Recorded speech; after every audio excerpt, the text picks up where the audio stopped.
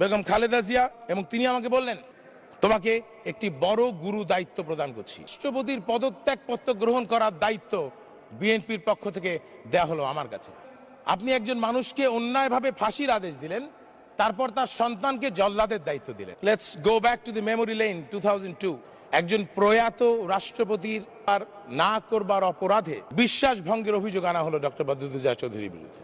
18 এবং 19 জুন সেই সময় আসলে রাষ্ট্রপতির বিরুদ্ধে চূড়ান্তভাবে প্রস্তাব গ্রহণ করা হচ্ছে অসাংবিধানিকভাবে রাষ্ট্রপতিকে পদত্যাগের দাবি জানানোর মধ্য দিয়ে। সংসদীয় দলের সভায় সভাপতিত্ব করছিলেন বেগম খালেদা জিয়া। তিনি প্রস্তাব গ্রহণ করবার পর আমাকে অবাক করে দিয়ে আমাকে ডেকে পাঠালেন, তুমি বিএনপির সর্বকনিষ্ঠ সংসদ সদস্য, তোমাকে একটি বড় গুরু দায়িত্ব প্রদান করছি। রাষ্ট্রপতির পদত্যাগপত্র গ্রহণ করার দায়িত্ব বিএনপির পক্ষ থেকে দেয়া হলো আমার কাছে। বিস্ময়ে তাকিয়ে দেখলাম, মাননীয় স্পিকার, আপনি একজন মানুষকে অন্যায়ভাবে ফাঁসির আদেশ দিলেন, তারপর তার সন্তানকে জল্লাদের দায়িত্ব দিলেন।